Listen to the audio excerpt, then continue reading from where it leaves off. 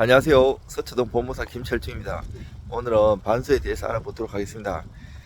유식한 말로 반소라는 것은 본소 청구와 결련성이 있어야 되고 방어 방법과 결련성이 있어야 되고 소송 절차를 현저히 지연시키지 아니하고 이런 것들이 있는데 그게 중요한 게 아니에요. 자, 제가 맡은 사건은 치과 의사님이시면서 고대 박사님이시고 제 후배입니다. 고대 동문이시고 그 이제 그 치과 하면서 보형물 있잖아요. 보형물 그거 기공 이거 제작하시는 데서 물품을 받아서 치과 치료를 하는데 그게 하자가 생겨가지고 치과 치료가 제대로 안 돼갖고 오히려 손님들한테 손해배상해야 되고 그 다른 데 맞춰가지고 돈이 더 많이 엄청나게 손해를 봤는데 적반하장으로 그 물품 대금 달라고 그것도 과잉으로 예를 들어서 받을 게 1억이라면 2억 3억을 제기해 온 거예요. 자, 이런 경우에는 답변서에다가 처음에 청구 그 취지에 대해서 다 한 바퀴 그 부인하는 취지로 하고 소송 비용은 원고가 부담하라 하고 그 다음에 제기해야 될 게 답변서 쓰고 그 다음에 그 준비서면도 나가면서 준비서면 이전에 반소 청구를 하는 게 좋아요. 이 사람은 물품 대금을 청구했잖아요. 나는 손해가 있으니까 손해배상 소송 반소를 제기하는 거면 돼요. 반소는 그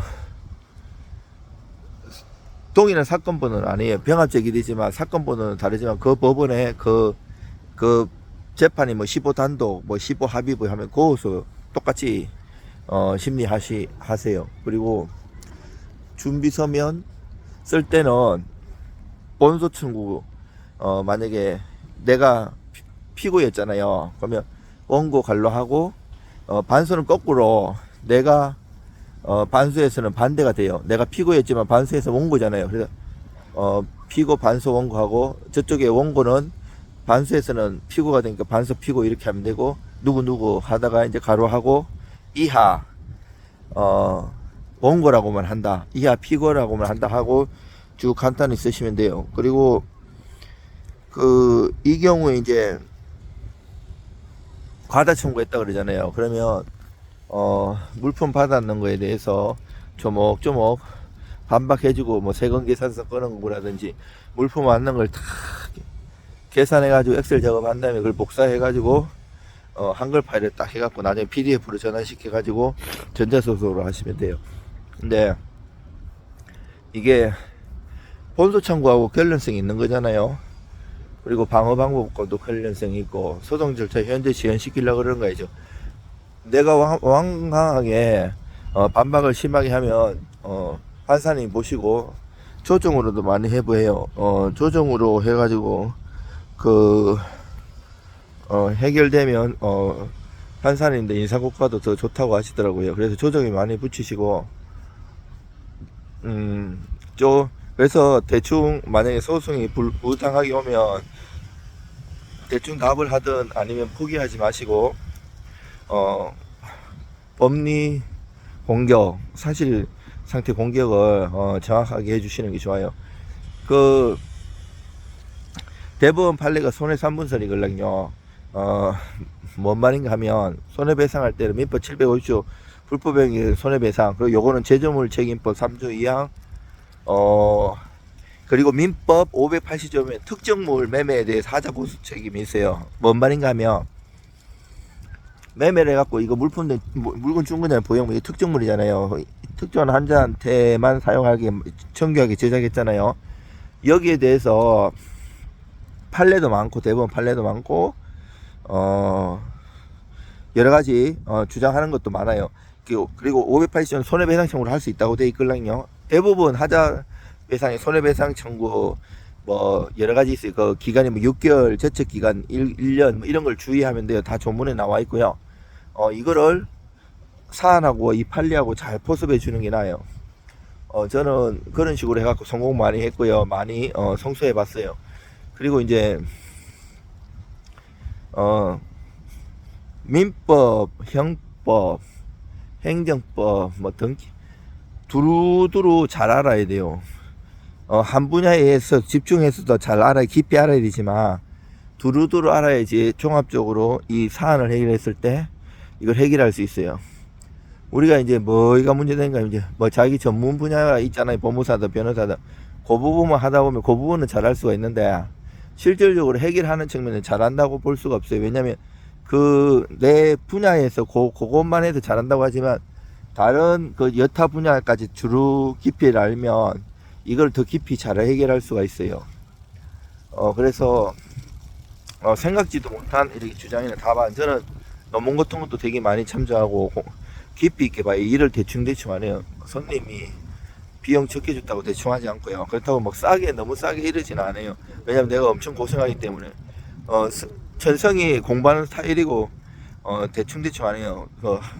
그 만약에 뭐 하나를 서면을 하나 맡기도 그 이전 사건들까지 다 들춰보고 잘못 주장한 거나 이런 것까지 다 보고 새로운 작전을 짜고 판례 다 찾고 조문 다 찾고 이런 식으로 해가지고 좋은 결과가 있어요. 대충 안 하고요. 그리고 또 이제 이게 이렇게 예를 들었지만 그 카드 주식 리딩 사기 이거 당해가지고 이거 좀 리딩비 한 뭐 500만원 1000만원 내면 좋은 종목 추천했다 해갖고 추천에 전재산 몰빵했는데 오히려 손실이 막 수억씩 나는 경우가 되게 많아요. 그래 열받아가지고 리딩비 했는 거 뭐 1000만원 취소하고 이랬는데 오히려 그거 내놓으라고 적반하장으로 저 소송 많이 들어와요. 부당이득 소송으로도 오고 불법행위로도 오고 주의적 청구로는 부당이득, 예비적 청구로 손해배상 청구 이렇게 되게 많이 들어오는데 이 경우에도 답변서를 잘 써야 돼요. 답변서 전부 부인하고 네가 입증하라고 나도 증거 있는 거 내놓고 그 다음에 준비 서면도 쓰고 또 중요한 게 반소 제기하는 것도 중요해요. 내가 손해가 크면 오히려 손해배상 소송을 제기하는 거예요. 그 원청구에다가 그 반소를 제기해가지고 싸우면 그리고 사기죄 같은 거 가망성에서 검토해가지고 사기죄 도이치 슈프라이 독일어로 타트 베시탄테라고 하는데 구성요건 해당성이라고 하는데 희망이라든지 이런 것을 잘 그 정교하게 기망에도 적극적 기망, 소극적 기망, 묵시적 기망 많아요. 기망의 종류. 검사님들이 이런 거를 많이 하시는데 수사관님들 일산 수사에서는 경제팀에서 똑똑하신 분들도 그거를 잘 교과서에만 있는 거라 그러면서 구분 안 하시는 경우가 되게 많아요. 금액이 큰 건데도 막 수십억 되는데도. 근데 그런 제 개인 사건도 그거를 그렇게 수사관님이 안 보셨지만 저는 정말 논문이나 다른 검사님 의견 선후배들 판검사들 의견 구해가지고 잘 써가지고 제 일도 잘 해결한 적도 많고요. 손님 건도 많이 해결해 봤어요. 그러니까 만약에 아까 주식 리딩사 같은 경우는 바로 형사고소 하지 말고 그 답변서에다가 형사고소 한다고 그렇게 이거 그 반소 제기한다고 이렇게 쓰면 보통 이제 취하를 하든지 합의 제의가 들어와요. 그런 경우도 있고 아니면 악랄하면 끝까지 싸우면 이 전문가가 그동안 성수한 거라든지 취한 사례가 많잖아요. 그거를 첨부 서면을 증거로 많이 내면 판사님이 보시고 그렇구나 이렇게 트렌드를 알아요. 판사님들이 공부 많이 하셨기 때문에 사안을 딱 보면 도사들이 딱 보시면 누가 잘못하고 이런 게 아니에요. 다만 그렇게 해주려고 해도 뭐 증거가 있어야 되는 사건 같은 경우에 증거가 없으면 안 되고 형사사건도 마찬가지예요. 증거 불충분으로 많이 지잖아요. 그런 게 있었고 이제 형사는 민사하고 결이 좀 달라요. 형사는 실제 진실주의라 그래가지고 만약에 내가 그 판사님이 화장실에 갖고 형사사건인데 얘가 전화통화나 하는 거 봤어요. 내가 사실은 진범이야. 그래고 막 이렇게 저들끼리 알아냈어요. 이건 실체 진실이기 때문에 증거를 증거를 해가지고 실체 진실로 하면 되는데 민사는 달라요. 뭔 말인가 하면 설령 그걸 내가 들었다고 해도 수동적 기간이기 때문에 그게 당사자가 주장하지 않으면 내가 그렇게 판결을 못 내려요. 여러 가지 결이 다르고 행정소송 또 결이 다르고요. 여러 개 달라요. 한 사안을 보면 민법, 형법, 행정적 그리고 헌법적인 게 다 같이 도로 한 사물을 보고 구분할 줄 알아야 돼요. 대충 하면 안 되고요. 그래서 그런 게 중요하고요. 또 그 소장 쓰는 것도 포인트에 있으니 바둑에 수를 두는 것처럼 사건마다 이거를 진짜 완벽하게 써가지고 처음에 합급을 주는 경우가 있고, 어떤 사건은 이거를 핵심만 딱 써가지고, 이건 형사도 마찬가지예요. 바둑에 판을 두듯이 조금씩 정거도 주면서 마지막에 서먹근건을 빡 터트리는 경우도 있고요. 형사도 마찬가지예요. 고소장을 쓸 때도 그냥 다 써가지고 내는 경우가 있어요. 근데 그게 뭐가 안 좋은가 하면, 이 상대방 같은 경우는 사기죄 같은 건 빠져나갈 궁리를 하는 거죠. 왜냐하면 고소장 정보 공개해갖고 열람을 할 수 있어요. 그래서 요렇게 주장하면 나 요렇게 빠져나가지, 이게 될 수 있는데, 막 진짜 큰 건 같은 거는 핵심만 간략하게 딱 적어내는 거예요. 그러면 도망갈 궁리가 없는 거예요, 오히려. 그래가지고 보충서면으로 딱 내면, 보충서면 열람 안 하거나 낸지도 모르고, 그러면 방어할 수가 있는 거. 민사고 형사고 이 주거니 받는 게 쉬운 게 아니에요. 고도의 전략이고 작전이에요. 그리고 행정소송, 헌법소송도 마찬가지예요. 다 그런 모든 게 다 그래요.訴訟이든, 그리고 심지어 신청이나 강제집행도 마찬가지예요.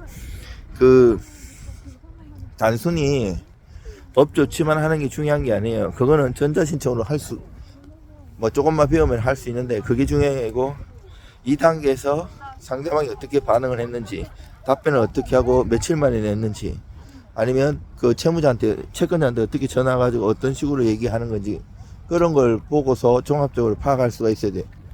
그리고 이제 판결문 있으면 집행문하고 송달학생 증명 떼가지고 유치동사 강제 집행 써가지고 동사무소 가면 초본을 발급해줘요.